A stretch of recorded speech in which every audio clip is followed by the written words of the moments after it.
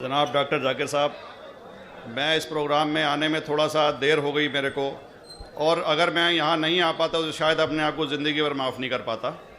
आगरा की सरजमी पर आके आपने ये जो रोशनाई जगाई है, ये वाकई में हम तो उस अल्लाह ताला से दुआ करेंगे। जी हाँ,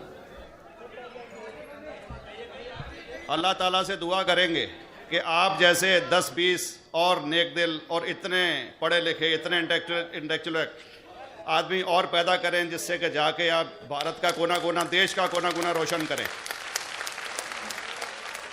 तहे दिल से स्वागत आपका।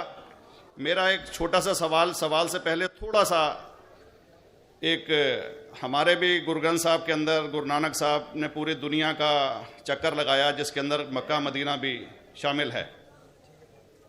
और जैसा कि एक सवाल इससे पहले हो चुका है कि गैर मुस्लिम जो है मक्का मदीना में अलाउड नहीं, या वहाँ का कैंटोनमेंट जो है अलाउ परमिशन नहीं देता।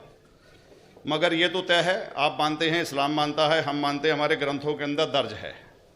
गुरु नानक साहब के 2 चेले थे, एक बाला और एक मर्दाना, एक हिंदू और एक मुस्लिम।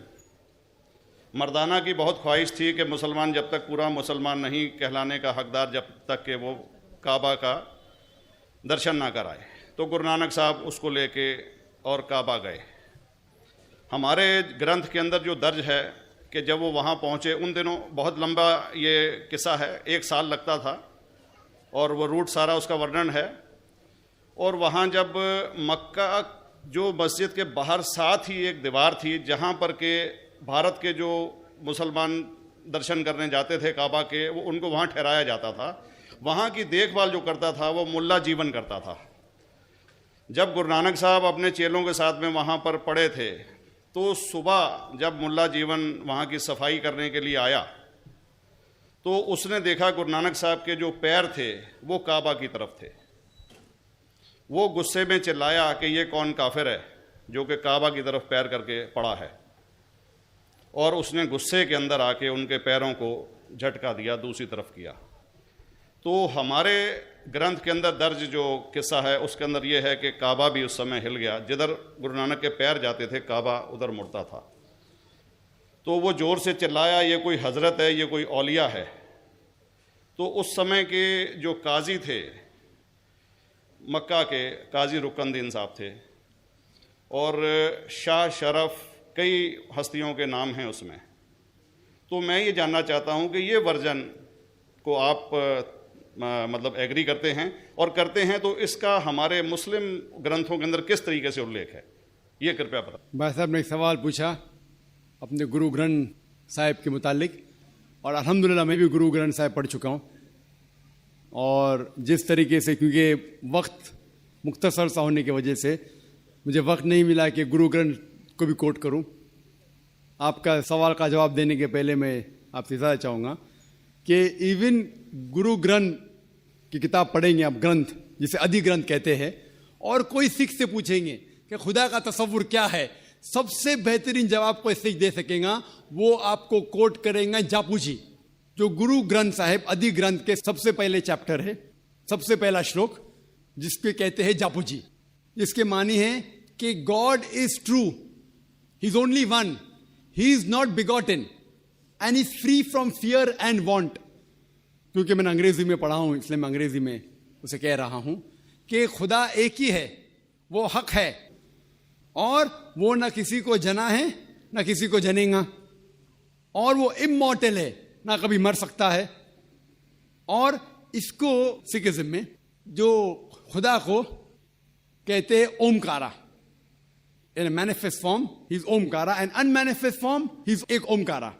और कई इसके एट्रीब्यूट्स है, मिसाल के तौर पे परवरदिगार, अकल, और उसे रहीम कहा गया है, Wahe Guru as one God कहा गया है, और it is strictly against idol worship and अवतारवादा। भाई साहब का सवाल था कि उनने ग्रंथ में पढ़ा कि गुरु नानक साहब मक्का के, और उनका पैर काबा की तरफ था, और कोई मौलवी ने पैर को हिलाए और काबा हिल गया। क्योंकि ये age of science and technology है, अगर कोई चीज जो किताब हजारों साल पहले लिखी गई है, 10,000 साल या 4,000 साल, तो शायद उसके बारे में हिस्टोरिकल रिकॉर्ड मिलना मुश्किल है। हालांकि इवन जीसस क्राइस्ट के बारे में 2000 साल हिस्टोरिकल रिकॉर्ड है, क्योंकि सिखिज्म जो एकदम नया मजहब है, जितने मजाहिब के मुकाबले हिंदुस्तान में नया है, कुछ सैकड़ों साल पहले 15th सेंचुरी में, toward the end of the 15th century, Guru Nanak साहब जो पंजाब के थे, ये मजहब तो कायम हुआ हार्डली 400-500 ईयर, 400-500 साल।